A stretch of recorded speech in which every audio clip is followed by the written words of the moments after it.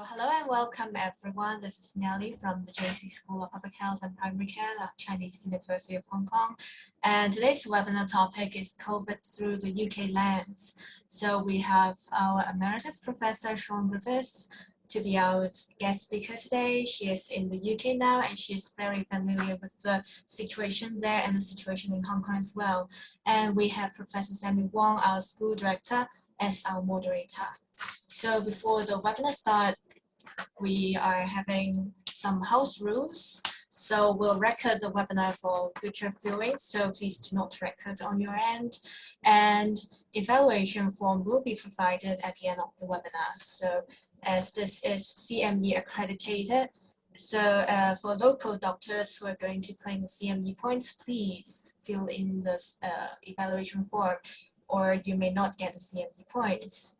So if you have any questions for Professor Sian Griffiths or Professor Wong, please type into the Q&A box below, and we'll have the Q&A session after the presentation. So at this time, please, Professor Wong. Yes, thank you. Good afternoon, everyone, and good morning in the UK. Today, our guest speakers requires no introduction. It's Professor Sian Griffiths. She was the president of the Faculty of Public Health of the Royal College of Physicians between 2001 and 2004. And in 2003, she chaired the Hong Kong SAR government's SARS inquiry and joining the CUHK as director of the School of Public Health and Primary Care in 2005. Since 2013, she's emeritus professor at CUHK and was a senior advisor on international academic development to the previous Vice Chancellor, Professor Song, until 2018. In the UK, Sian is still very, very busy, and you actually get to see her on BBC News and all that. Her current roles include advisory member of the Board of Public Health England and chair of the PhD Global Health Committee, non-executive of Public Health Wales, visiting professor at Imperial College London, and deputy chair of the national charity Gamble Aware. She was chair of the Staffordshire University Centre for Health and Development until July 2018, and she has commented extensively in the media during the COVID pandemic. And personally, Sian is actually my boss previously, and also a mentor, and also my trainer previously. So so we all love Sian's in Hong Kong. So without further ado, please welcome Professor Sian Griffiths. Hi, everybody. Well, those of you that it's great to be back here, and those of you that remember ever hearing me know that I always struggle with my IT. However, I am going to attempt to show you all some PowerPoint slides today because can you see those, Samuel? No, not yet. Screen, okay. Here we go. Here we go. Because it's great to be back here. Can you see these yet? Yes. Yes. Oh, excellent. Very good. Okay, so I'm going to talk to you today about COVID through the UK lens, and just in the chat beforehand with Samuel, I realize this is really different from Hong Kong, and I'm going to go quite quickly. Slides will be available, but I'm happy to try and answer questions at the end. So let's just start though with celebrating the 20th anniversary. And there you are, you can see Samuel at the 10th anniversary when I was the director of the school. And I just want to say congratulations to the school on reaching 20 years. And for all the good work that you're doing. And it's great to still be your emeritus professor. I do seem to spend quite a lot of time still talking to Professor Yeo and Carrie about policy things. And so, and I do a little bit of teaching for the DH. So I'm very happy to be involved with you all, and congratulations on the 20th anniversary. Today, I'm going to very briefly touch back on the SARS report, because what did we learn? And then I'm going to go on to see how it's been applied in the UK, and talk a little bit about what learning to live with COVID feels like at the moment. So there's the SARS slide that you're used to seeing, the PWH outbreak, community spread, tail off with older people in the community. And in our report that we wrote, the summary is, this is the JAMA reference, it's just the easiest way. So Cyril and Robert Naylor and I made a key set of observations, and I want you to just keep these in mind and to think about how well have we done, either in Hong Kong or in UK, at remembering that in the interim period about infectious diseases being a serious global threat, I mean, never more so than now, governments underinvest in public health, and that when you get to an outbreak, you really need good clarity, collaboration, communication, coordination, above all capacity and an integrated approach, but this has to be at a global level. So those were our lessons. And when I was being asked to comment a lot in the press on very early in the pandemic back in the UK, they said, well, what lessons were there from Hong Kong? And did Hong Kong learn them? So I look at Samuel's paper in the Canadian Medical Journal, very proud of my former student, who of course is now your director. This is what I understood to happen in Hong Kong. And again, just try and keep this in mind for when I talk about what happens in the UK.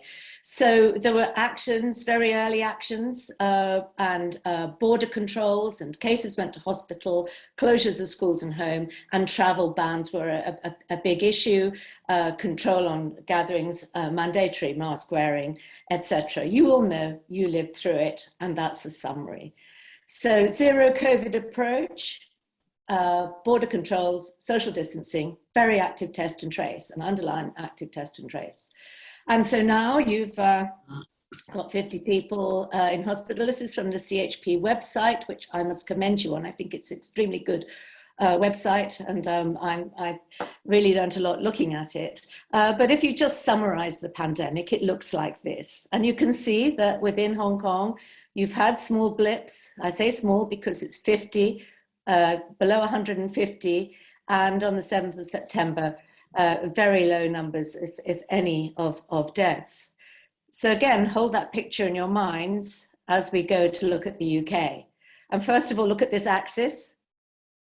Remember 150? That's down the bottom here.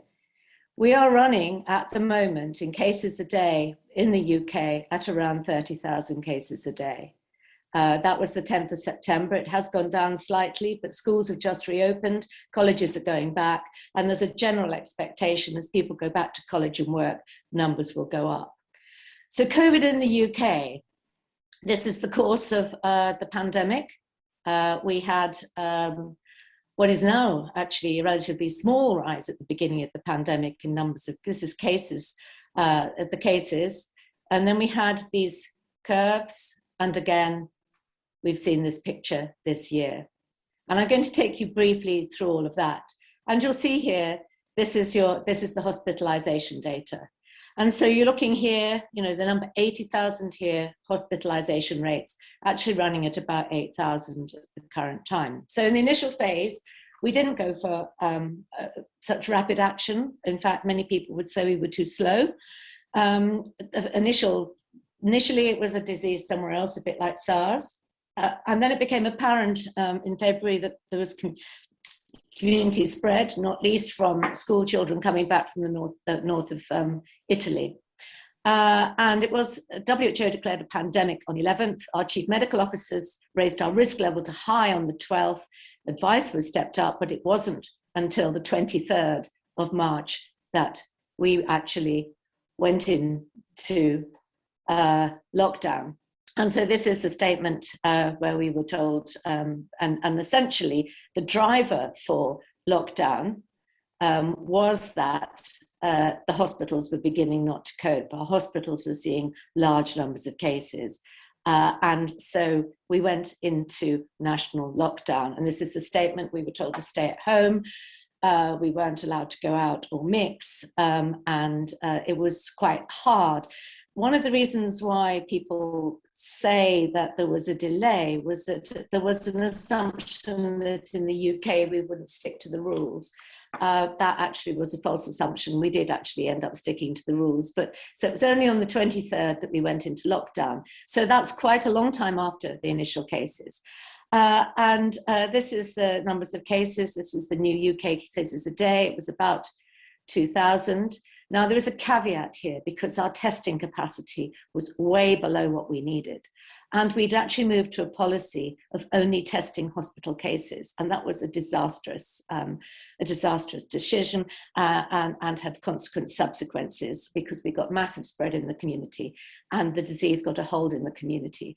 So you can see here that by the time we went into lockdown, we were already on more cases than you would have ever tolerated in Hong Kong, with rising numbers, particularly amongst the elderly.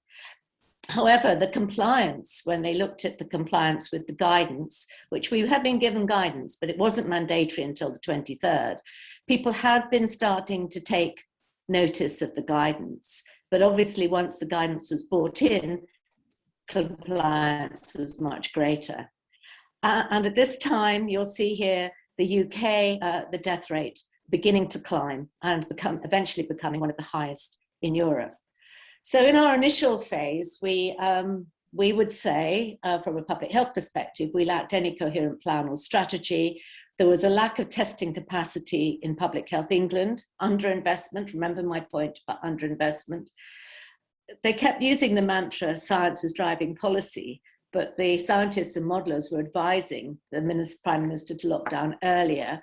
The NHS was obviously under strain, and we had a real issue because of transfer of patients, older patients. I just showed you the numbers of cases in older patients transferred into care homes without testing, and that meant that there was spread within care homes in about April, and there was also the problem of agency healthcare staff hopping between different, because they're agency, that's what they do, they worked in different care homes and also being a vector of spread. And we saw a high case fatality, particularly amongst the elderly, and a shortage of PPE. So we were not prepared.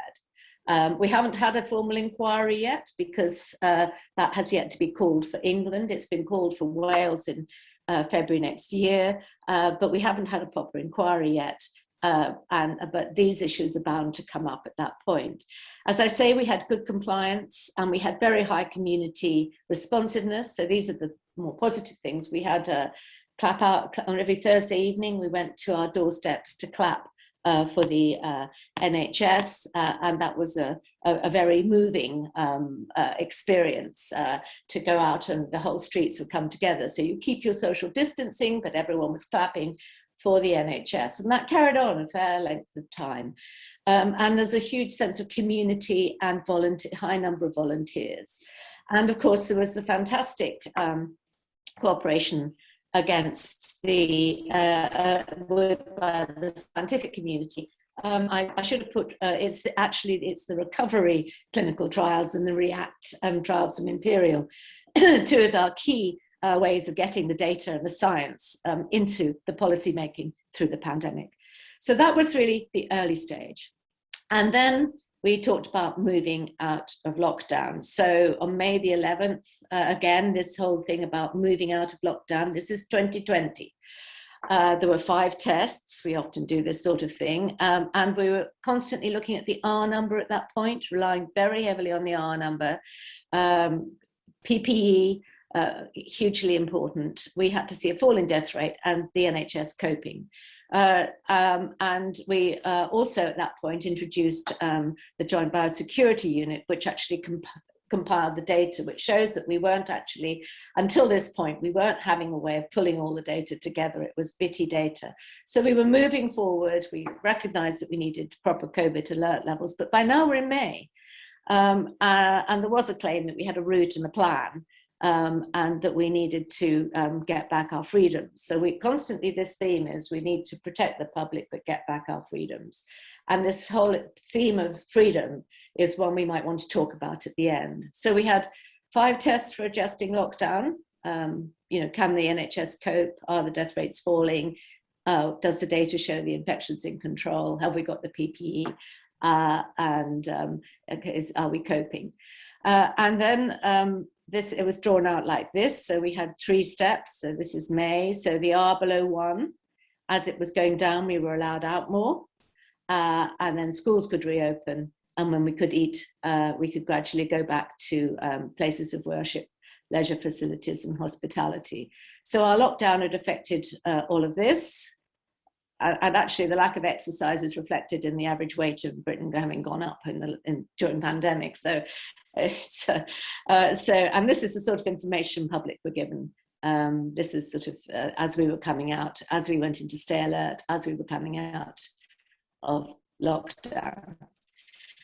So by May 28th, you can see it was time. So May the 11th is when we were given the information. That's when the decision was taken. Cases continued to fall, and we entered. We were confident that schools, social contact, and retail could be reinitiated. So May the 28th, these are the steps. And again, you can see the slides, everything laid out there, and dates given. And that was in 2020. So things getting better. We're beginning to feel relaxed. During the summer months, we were quite relaxed in the UK in 2020. Some parts of the country, such as Leicester was the first local place where there were concerns that the rates were going up again, and they went into a local lockdown. But generally, we relaxed. Our social distancing rules were relaxed, and the Chancellor introduced something that turned out, in retrospect, to not be a sensible policy, which was eat out to help out, encouraging everybody to go to restaurants and getting a discount on eating out. So that was to reboost the economy. But there was a whole lot of confusion over A-levels and school policies. So we had policy confusion and policy conflict here. By September the 3rd, the numbers were increasing. And by September the 22nd, we'd received more advice to stay at home. So the summer months, when everybody had gone outside, there was a lot of partying, there was a lot of encouragement to, COVID was over. But by September, we realized it wasn't. However, during the summer months, we did have good, the second strand of the UK policy, which has been to really focus on vaccination. We had the vaccination task force at work, and we had the wonderful Kate Bingham looking at what vaccines were coming onto line and what we might be doing to make sure that we had capacity, should vaccines work, to be able to use them. We had a lot of trialing and development ongoing, both for the mRNA and for the AstraZeneca adenovirus. And we also built up our test and trace capacity. Baroness Dido Harding was appointed in May. Now, this is not as good a story as the vaccination task force, which was always, everyone thinks that's a success. Test and trace, private money, didn't rely on the public health systems, lots of confusion, but we were getting our testing and tracing capacity higher. So we had vaccination improving, vaccination opportunities assessed. We had a lot of science, including in the clinical area.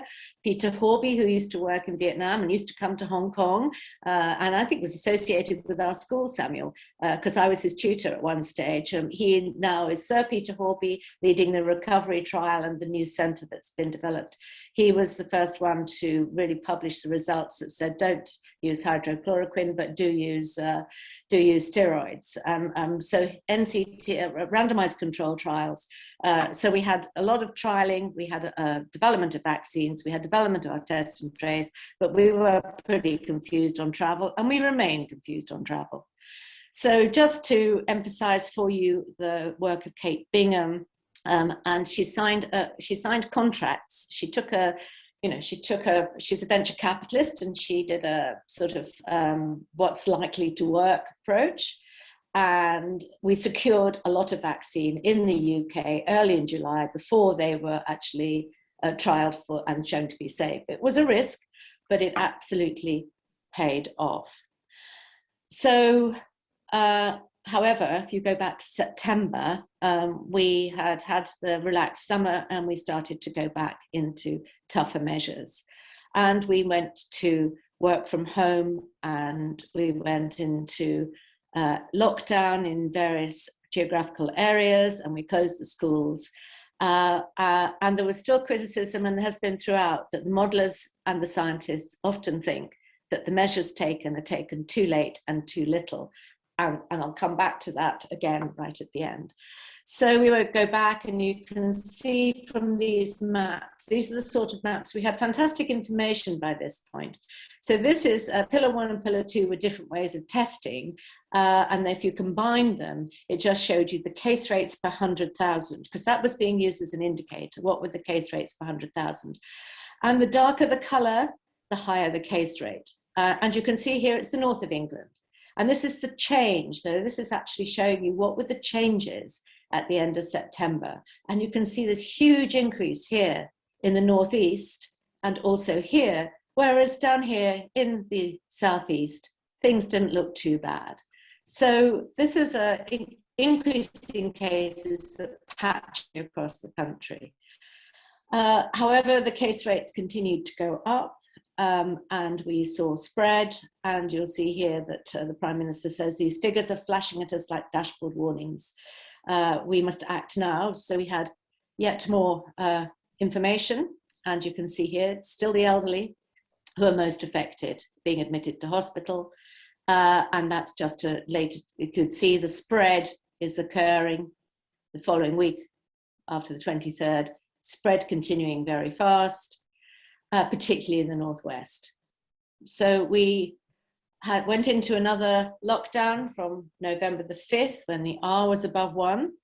Our death figures were rising.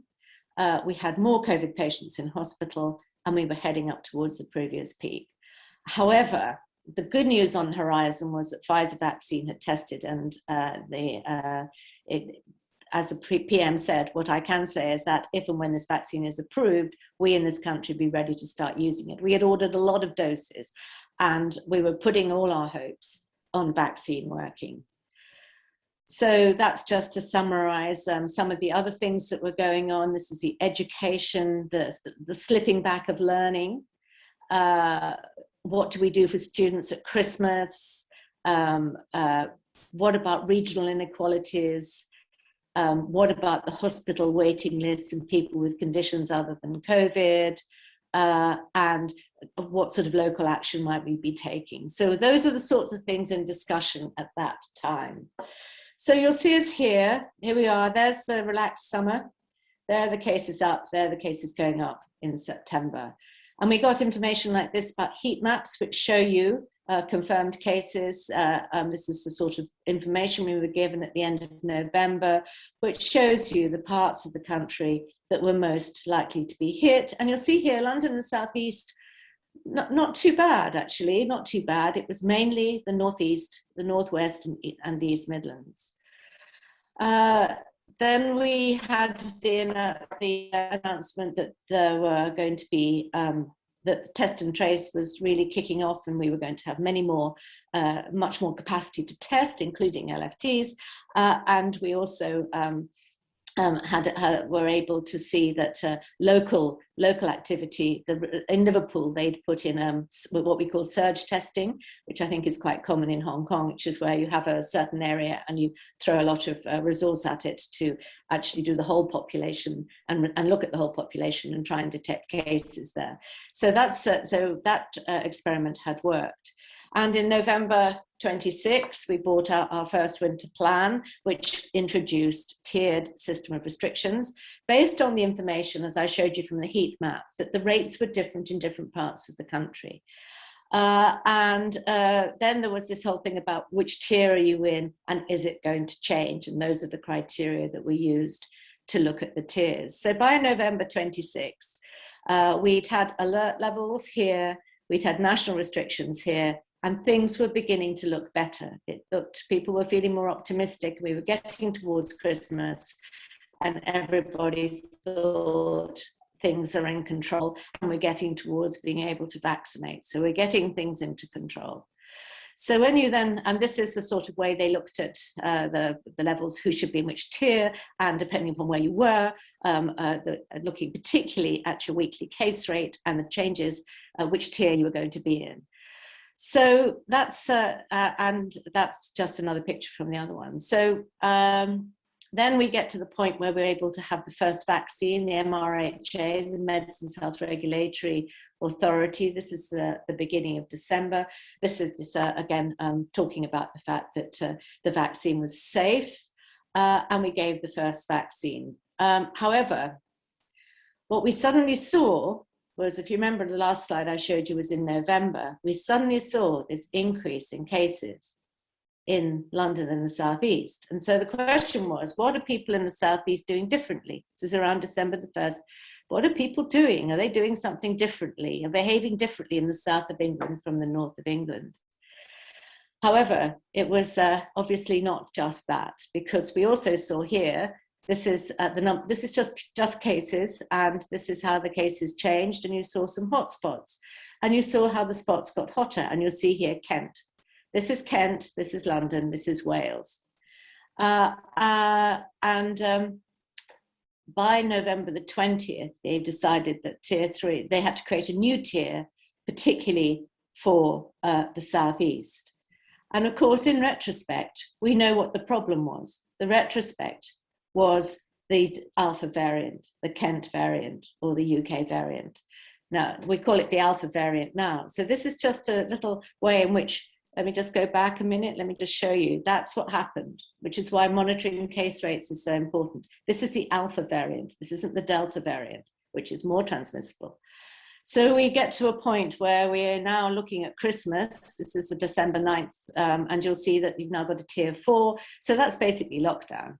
And by January the 4th, we were seeing increased rates of people in hospital, and we were back into the rising cases. And then thanks to genomic sequencing, they were able to show that the Alpha variant was the cause of this increase, both of hospital admissions and of rates in the Southeast, and that it was 50 to 70% more transmissible. So of course that sends shockwaves into the community. You have a more transmissible variant. Was the vaccine going to work? The vaccine that was just coming online, was the vaccine going to be able to work? Because back in December, we just started vaccinating elderly people and people in care homes. So if we carry on, before we got to this point, we had to, you can see here just before Christmas, we had been thinking that Christmas was going to be all right. We were going to be allowed special arrangements. We were all going to be allowed 3 days in which we could see 3 families, etc. But actually, we went back into lockdown on December the 23rd. And we also, at the same time, became aware of the South African variant, the Beta variant, and the need for quarantine. And so that was put into place. So if we start the new year, this is another quote from the Prime Minister. We have to face the fact we've got 2 big things happening, one working for us and one working against us. On the plus side, we had 2 vaccines. By then, AstraZeneca had got the go-ahead from the MRHA and the Joint Committee of Vaccination and Immunization.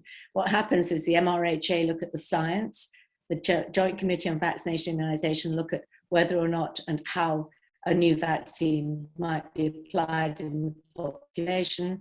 The chief medical officers and bodies like SAGE can look at all the science with them, and then recommendations are made to ministers, and ministers make the decision. So this is a sort of ministerially, they're aware that the vaccines are working, but we've also seen a 40% increase in England alone, and we saw the similar increases in Wales and Scotland. And it was the impact of the new variant. Although we were testing huge numbers of people, we were finding the numbers were continuing to go up. So we're in lockdown again, and we've all moved to alert level 5 with vaccines as our hope. We had by mid-January had actually managed to vaccinate 1.26 million people. The vaccination campaign was an amazing success, both its acceptability to the population and the willingness to have the vaccine, but also the way that the whole NHS kicked in, general practice kicked in, and we had was supported by the army, supported by armies of volunteers, with a national booking service. The whole system kicked in, and that's where the strength of a national health service comes in. We all have records, we all have an NHS number. We can, our health is monitored, and so we have, there is a record of how many people are vaccinated. So for my situation, I wasn't called until later, but because it was the over 80s and the healthcare workers in the first phase and those who are clinically vulnerable. But the acceptance rate being very high, what happens is you get a call either from your surgery or you can book in online, and then you get your first vaccine. Your record goes on your NHS record, then you get called for your second vaccine and your record is on your NHS record. So there's a centralized system which also allows for yellow card side effects to be monitored. So the first wave, as I said, was to use the GPs, the hospitals, some giant vaccination centres. So we saw a lot of our sites being turned over. This was new then, to turn over football stadiums. Now it's just commonplace. And you should be making it easy to get vaccine and to target to reach these groups by February the 15th. And we made that target, and essentially, when we came to reassess the impact of the vaccine on February the 22nd absolutely was beginning to work. And if I just show you this slide at this point, this is obviously a bit later, but what it shows is that our current autumn wave, because we're back in a wave at the moment, this is now, and that was that was the autumn wave, and that's the current wave. What you can see here is that's the autumn wave 20, not 2020, sorry. It looks the same now, but that's 2020, and that was in the summer. And what you can see is this differential shows that the more people that are vaccinated, the less people go into hospital. That was the basic thing. Vaccines were working. So vaccines were working. And this is just where we are at the current time. And you'll see that the COVID, although our figures go up and down, rates are now higher in the younger people, lowest case rates in that age group because they are all vaccinated. So vaccine uptake in the UK looks like this. This is just two different versions of it's a UK slide. You can also do Wales and Scotland and Northern Ireland, because another theme that's emerged from the pandemic is that each of the health is a devolved responsibility, and there have been different responses in Wales, Scotland, Northern Ireland to England. Not hugely different, but both in Wales and Scotland, the regulations have been tighter and some of the vaccine administration has been different. But if you add it all up, you'll see here that this is the total number of first shots, this is the total number of second shots, this is the percentage. You'll see pretty high take-up of vaccines in the UK. Tailed off a bit now, and there's a big push again launched yesterday to get the vaccines higher, and I think this is the Hong Kong picture. So what we're seeing at the moment is that this was the Alpha variant and the rise in the Alpha variant, and you'll see that what we're now facing is the Delta variant, and the Delta variant has taken over from the Alpha variant across the UK. 96% of sequenced and genotyped cases were the Delta variant. So we had another plan. I won't go through that now. And in August, we had more on border quarantine. And we'd done some cautious guidance. We don't have to wear face coverings. You don't have to work from home, and you should let the fresh air in. And you're encouraged to use the COVID pass, but you don't have to. Okay, so by the 7th of September, what you're beginning to see, however, is that we're at a sort of point where we are now. This is 28th of March, 2020. What goes down during the summer, this is hospitalizations, the rise associated with the Alpha variant, the decrease in hospitalizations associated with vaccination, and the rising numbers of patients going into hospital at the moment, because if you look at the picture, you'll see huge numbers of cases. So if you look back at our rather checkered history in UK, you could say we weren't prepared and we haven't really had a clear strategy. We've rather made up strategy as we go along. And our system wasn't particularly well coordinated, and it's taken time to get the NHS social care interface in particular into a better situation. In the first instance, we didn't utilize local public health, but we soon learnt through the experience of places like Leicester and Liverpool that you need a strong local public health system. And we would question the amount of money and the mode of introducing testing, although we recognized that we needed more testing. What we are able to do is have lateral flow tests are free and you can just go and collect them. We're encouraged to test regularly. People at work are encouraged to test regularly, and people at school are encouraged to test regularly. It's not a very tight system. It's been pretty loose, and it's been particularly loose around allowing in private providers. And there is now a move to tighten up quality, both of the lateral flow tests used within the country and also around the borders. There has been fantastic science. We saw the development of the vaccines. We saw the development of the AstraZeneca vaccine here in UK, the trials for its use, and other vaccines in development. And that has been a huge success. The clinical trials, as I say, led by Peter Horby, and the genetic coding. We have COVID. We've done a huge amount of genetic sequencing. One of the things I didn't want to lose was that we also demonstrated that health inequalities were important.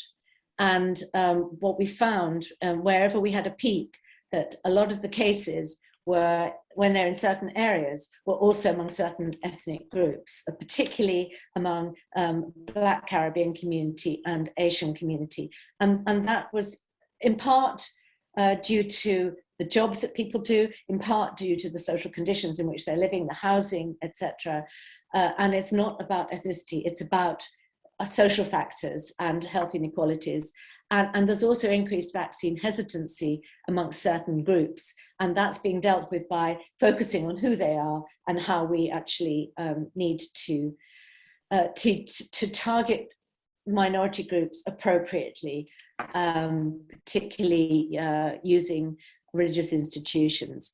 So that I haven't got time today to go into more on health inequalities, but anyone who's ever heard me lecture knows I'll have talked about health inequalities to them, because it's very important if you want to actually address future pandemic issues. We also have the anxiety now of long COVID, and little understood but very prevalent. And we're now trying to work out what living with COVID means in the UK, because we've decided that we are not, we decided very early on that we were not going to contain the infection, we were going to live with it. We did try to control it, and now we've moved, and I'll talk a little bit more about that in a minute, we've moved into a situation where we're very much trying to live with it. Community compliance has been very high in the UK, despite fears that it wouldn't be. However, there has been an adverse impact on our health service in that many people with other conditions, such as heart disease or cancer, have had to go, or waiting for an operation, have not been able to access health services. So there's a huge set of issues there to deal with. There's the more general impact of the pandemic on society to deal with. We remain in chaos around travel, and we worry about variants in the future.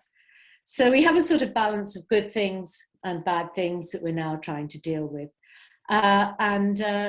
If we look at now the challenges that we're facing, this is from a BBC correspondent this week, talking here about the increasing cases of Delta variant, delayed plans for lockdown, good vaccine uptake, widely available test and trace, good compliance with social distancing, inadequate border controls, compulsory vaccination, should we be doing it? These are some of the challenges we face. So if we go back to SARS, how well did we do? I leave that for you for a question, because these are those themes I've just been through, and you can see that we are facing an upward trend at the moment. We would say the virus isn't raging out of control, but it's still circulating. We say that vaccines are working very well, but we still got 1 in 5 adults who should be vaccinated, not vaccinated. And that's the real pressure. So we're now beginning to focus on vaccines. Hospital beds, as yet, only 7%, but only 7% when we run very tight, very difficult. And we talk about being a long, hard autumn and winter, so we're expecting things to get worse. Again, there is the issue of how do you place this in the global perspective? Because we know that we're just about to reintroduce boosters in the UK, but we know that only 2% of adults in Africa have received one or more doses, and that's so low. And if we're going to really deal with the pandemic, it has to be on a global perspective, and we need to balance what we do within our own country with what we do on the international stage. So I'm actually going to move on to, I've got the wrong presentation up here. I'm actually going to just come out of my presentation and tell you a little bit about, I'm going to stop sharing. Great, I did it, Samuel. I'm going to tell you a little bit about yesterday, because yesterday we saw, was a big day for us policy-wise. We have decided to immunize children. Now, I know the decision to immunize children was taken earlier in Hong Kong. We have had a big debate about whether or not to immunize children 12 to 15 years old. We haven't agreed to immunize children 16 to 18, but we were holding off immunizing children 12 to 15 because of the risk of the cardiac complications, about 6 per million. It was a debate that it was an interesting policy process, because we knew that the vaccine was safe amongst children, because that's what all the global research has been showing, except for this side effect.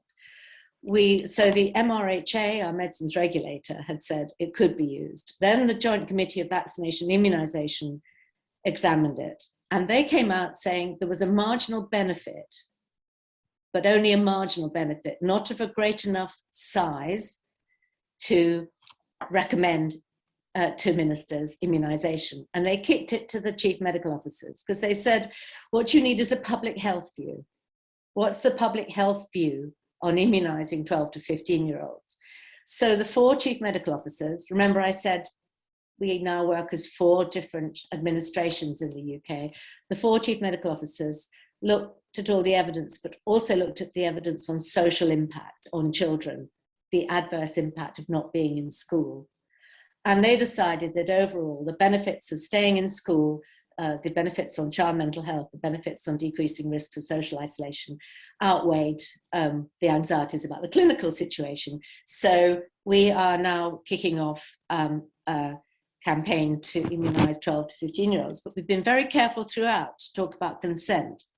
And this has to be a considered decision. So this isn't immunizers going into schools and kids lining up and giving a jab to everybody. It's about, is it consented? And they've also agreed that if a 15-year-old disagrees with their parents and the parents don't want them immunized and the 15-year-old does, a clinician needs to intervene, have a discussion, but the 15-year-old can choose to be vaccinated. And that's causing a lot of discussion about, children's rights, but within the children's rights framework, that would be the right decision. And that's based on a historical precedent here in the UK, based on something called the Gillick principle, which I won't go into today.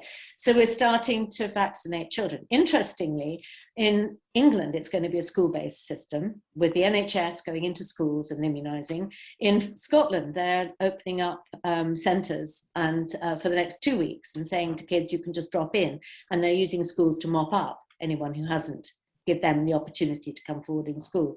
So we're seeing sort of different policies coming out, and that's been really interesting in watching different policies coming out.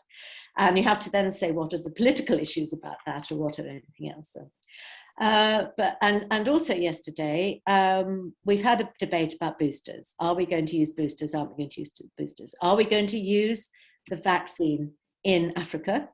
Should we be sending more to Africa? So the scientists behind AstraZeneca have been saying, the vaccine's still working.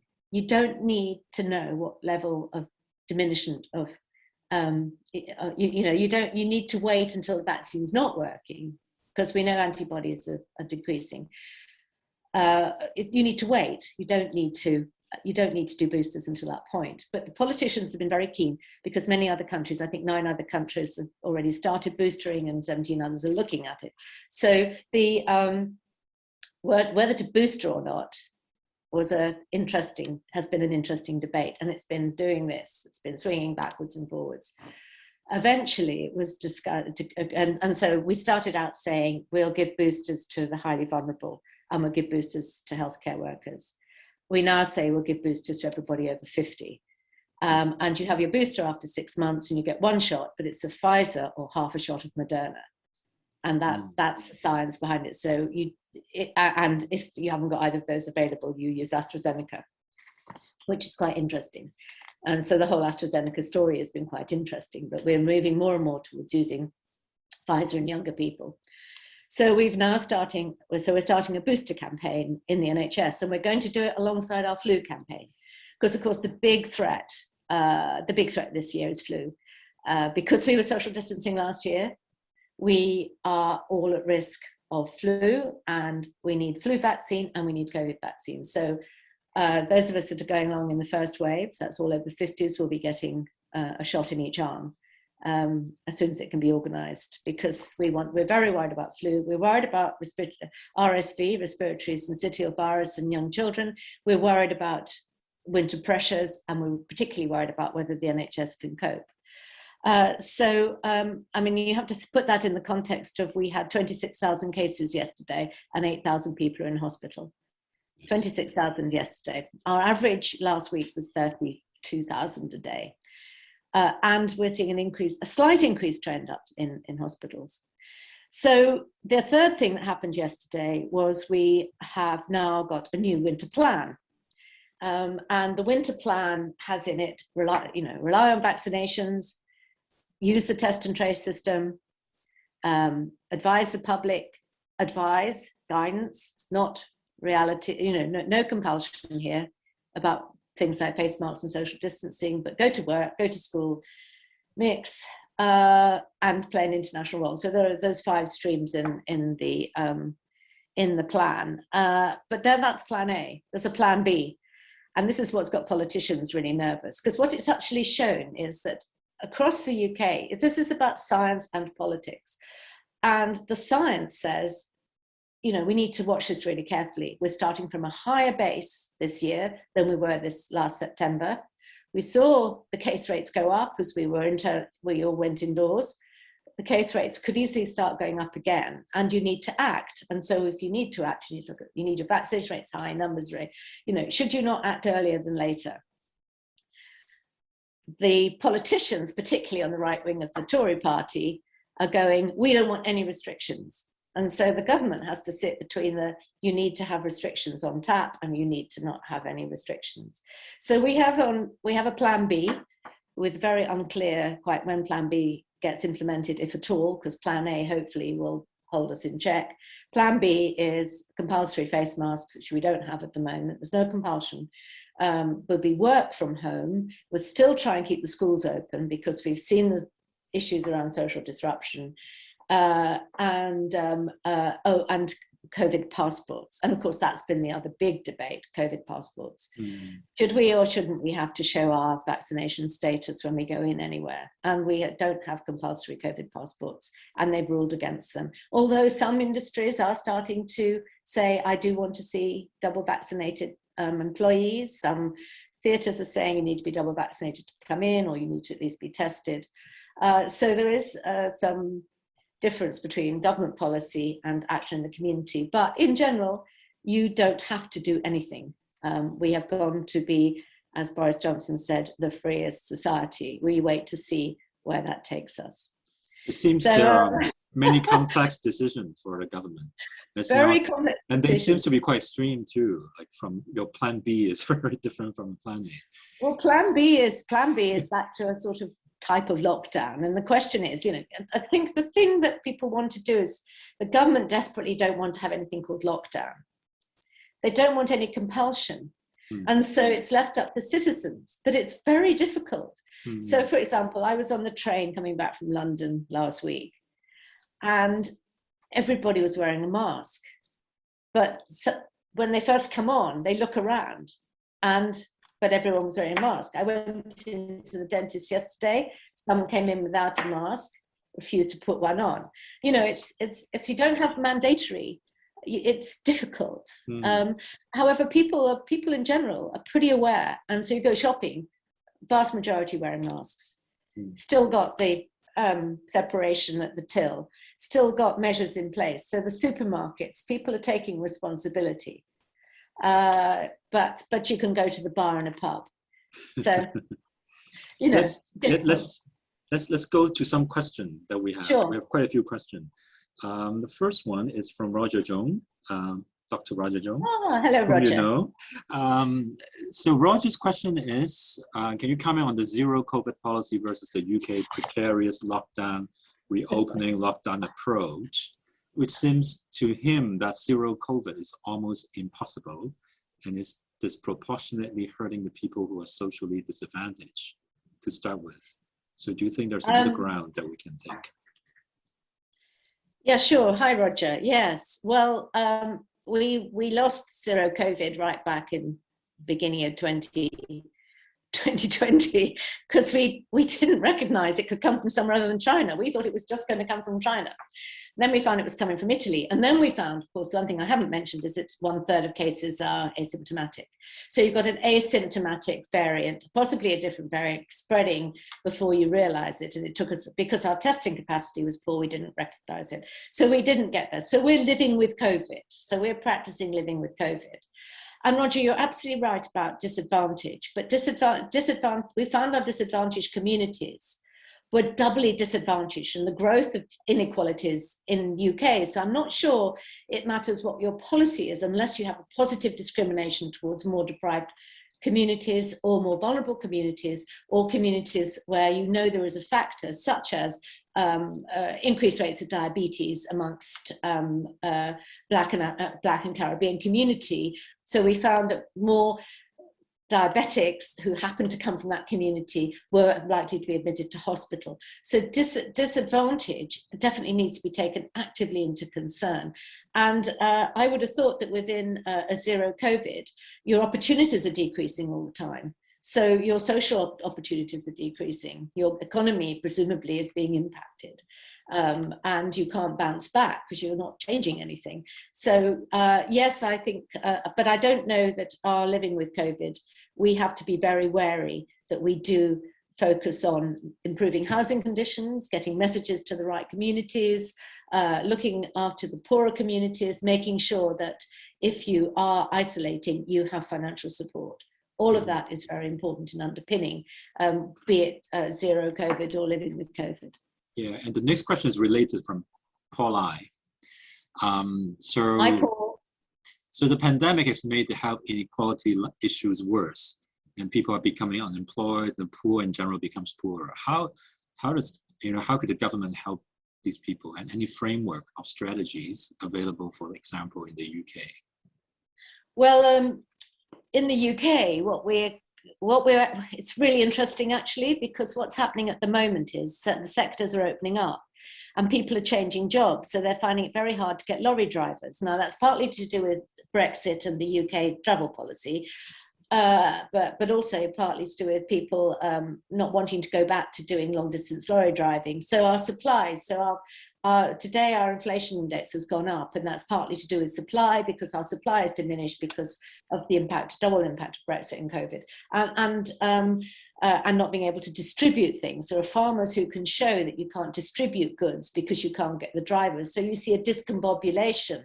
So I think it's going to be quite a tricky time. Because if food prices go up, that impacts on poorer communities. We had the thing with Marcus Rashford about talking about a policy, during school holidays, would we give free school meals? Marcus Rashford being the Manchester United football player, and he's got pushing for free school meals, and particularly during holiday periods. So some of those policies are coming to address inequalities are coming from motivated individuals. In terms of the government policy, the formal government policy is something I didn't touch on. They're breaking up Public Health England into two arms, but it's too complicated to go into it, other than to say that they've got the UK Health Security Agency, which will do health protection. And then they've got within government, they have the Office of Health Improvement and Disparities. So they've created a new office, Disparities, to look at inequalities and to look at things, inequalities in the round, and to work across government on inequalities. So although this government is a libertarian government, this is all about individuals, and there is a concern by Sajid Javid, the new health minister, about that disparities have grown, and we do need to redress them, and we need to do it across the piece. You can't just do it in health, you need to do it in education, you need to do it in work, you need to do it in environment, and all of that. So we have a new office which is just starting. It's headed up by Jonathan Maron, and the new deputy chief medical officer comes from a local authority. She was the head of the Association of Directors of Public Health, so she knows about local issues. And I think what we're going to see is we're going to see a push for local policy making around inequalities and for identifying vulnerable groups, and for making sure that there's some redress despite the very tight economic situation in which we all find ourselves. So, Paul, there is a policy, it's emergent, and there's a recognition of disparities. So we all welcome that. Thank you. The next question is from EK, Professor Yo. Oh, hello, EK. What are the risk factors for breakthrough infections in the vaccinated and the risk of infection in different social settings, other than in households where most infections occur? What are the risks of, well, the risks are if you have non-vaccinated people, and we have 1 in 5 adults non-vaccinated, the less vaccination you have, the more likely it is variants can break through. So the risk would be that that if you're in a situation, you would, that you'd get variant breakthrough, and that the variant wouldn't be, that the vaccine wouldn't be as effective. Now, the best news so far has been that the Delta variant, although it's so highly transmissible, the reason there are so few hospital admissions, or much fewer hospital admissions than we saw with the Alpha, is about the fact that it's transmissible, but the vaccine works. So with high vaccine levels, if you have high vaccine uptake, you can suppress variant development or variant impact. So that's why the government are pushing vaccines, and 2 vaccines. Obviously, workplace conditions are important, and ventilation, and also personal behaviours and non-pharmaceutical, making sure people hands, face space doesn't actually disappear just because our rates are lower. In fact, our rates are higher, but just because we're being told to go back to work. So I think that vaccination is really the message in the UK at the moment, supplemented by test, and using tests to identify cases and then move into isolation. Does that answer EK's question? I think so. Yep. EK, does that answer your question? I can't see him, so I don't know. Let's go for the next question. We have quite a few questions. Dr. Wendy Lowe is asking whether in the UK they will actually vaccinate flu shot and COVID-19 simultaneously. Yeah, they are going to. The advice came out yesterday. On the same day for each person? On the same time. Yeah, you're going to go in there and you're going. I think the advice only came out yesterday. So the actual how you do it and where you do it has yet to be decided. But we have very large vaccination centres still, and they'll keep going. So we have the move. You don't only go to your GP or anything. You can go to Kazam Stadium in Oxford, the football stadium. You can, and if you've got a vaccination and a flu drive, what you'll find this year is that town halls and church halls and village halls and all those sorts of things. I worked with my general practice, and I was giving vaccines in the local village hall. Okay. So the practice would call. So it's more accessible in a way because of the proximity of. Yeah, you have to be able to get one of the things people, because that was back to Roger's question on inequalities. One of the key things initially was that people had to drive out of town. So they said you have to be within 10 minutes walking distance of getting a vaccine. So that's still there so I don't think, we haven't seen the plans of how you're actually going to do both, but I'm assuming my practice will call me for both my flu and my COVID, 1 in each arm, but you can do them simultaneously. Yeah. And I don't think you can put them in the same vial yet. I don't know. Yet to be decided. The next question, probably the last question, will be from Dr. Christina Ma. Christina. Hi, Christina. And she'd like you to share a bit more on your views on vaccinating children with the relatively safe vaccines we observe among adults and young adults, apart from a general principle to protect the mind. What are the main concerns in the midst of such a large pandemic for not advising children to vaccinate? Well, the main concern for not vaccinating from the Oxford group was the fact that if you get more higher rates in adults, you will be able to give more vaccine internationally to the rest of the world and have a global perspective. So the Oxford group have pushed global perspective, both on boosters and children. On children, it was how safe was the vaccine, and so there was an anxiety about the 60 per million it's 60 per million who get they call it cardiac inflammation. It's myocarditis, yeah. It's a myocarditis, but also a pericarditis, I think. But yeah. So there was a minor risk, so when JCVI looked at it, because children can get the illness and be very little affected by it, usually, although a few will go on to long COVID, because usually the infection itself can build up immunity. Do you need to vaccinate? However, if you don't vaccinate, what's the adverse impact of missing school educationally, the mental health issues around not being with your peers and the impact of social isolation. So they looked at that sort of the general health of children in the public health term, that how well would the children, what's the overall impact on a population of children if you keep locking down, sending them home, they miss school, they miss education, not everybody has access to education at home. And again, back to Roger's inequalities question, what we found was that middle-class homes, everybody has computers and iPhones and iPads.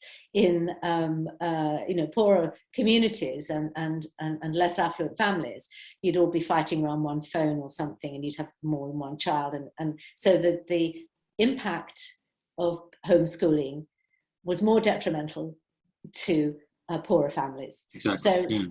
So there's a sort of huge set of issues here. So it's about the social world, it's about the public health world, it's about the general population benefit, rather than as an individual benefit to a child. And you could argue that actually, because I think the JCVI said, well, there's a marginal benefit to the child, but it's marginal, therefore you need to put it in the broader context and make the decision in the broader context, which is actually quite a smart move.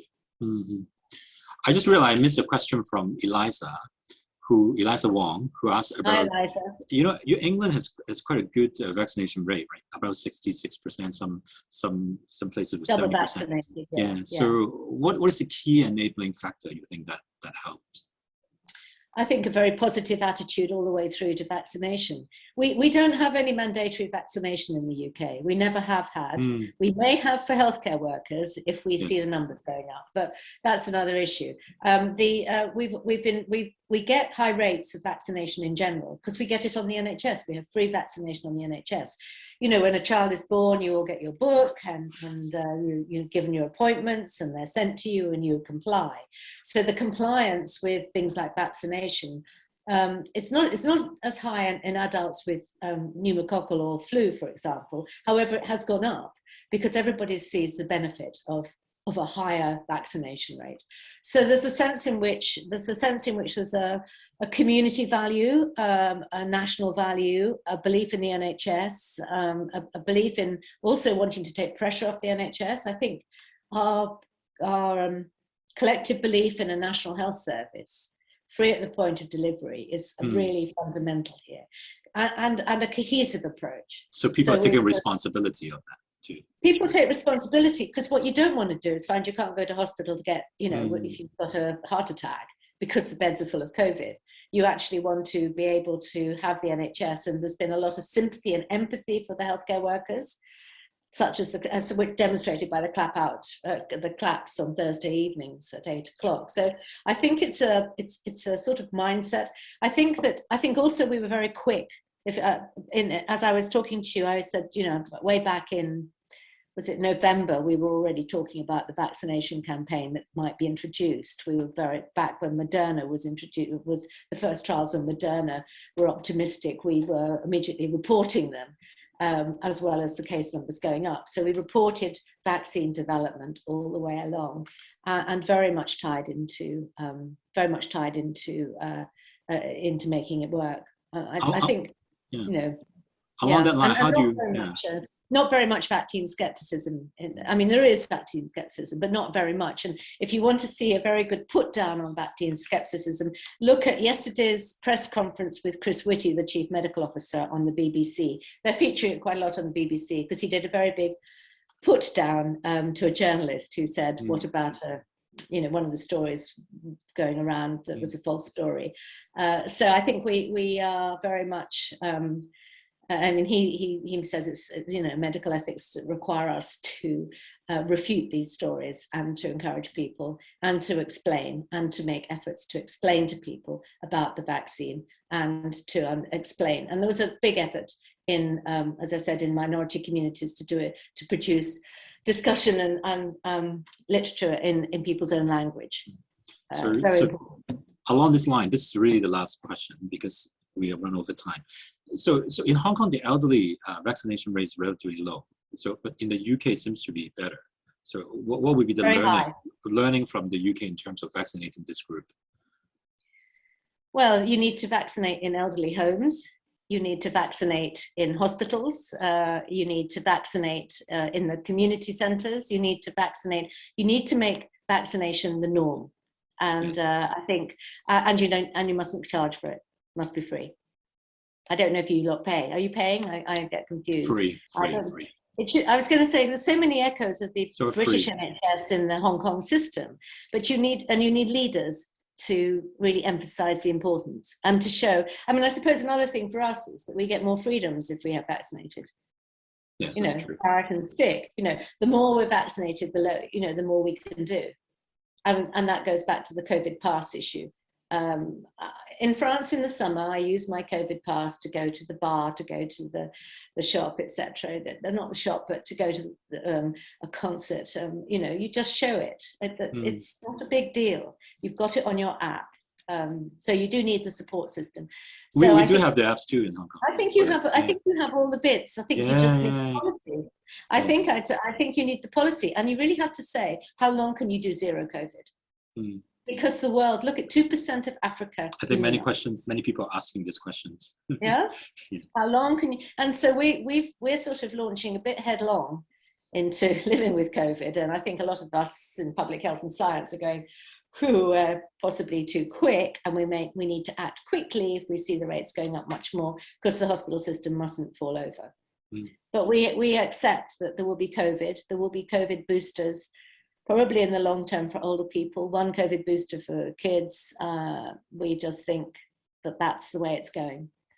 So now it's 6:07 and it's almost 10 over there, 10:07. So well, thank you very much, Sian, for giving us a wonderful presentation. Lovely to see you. Nice and to a discussion, and you see you have a crowd of people asking questions. We have more questions, but we don't have enough time for that. So maybe people have questions directed to us, and then maybe Sian can help answer them. And we really look forward to seeing Sian in Hong Kong in the near future. See you all again. I really without the long quarantine, hopefully. I'm not coming for 3 weeks quarantine. I'm not coming for hotel quarantine. I'm only coming when I don't have to quarantine. So, thank you again, Sian.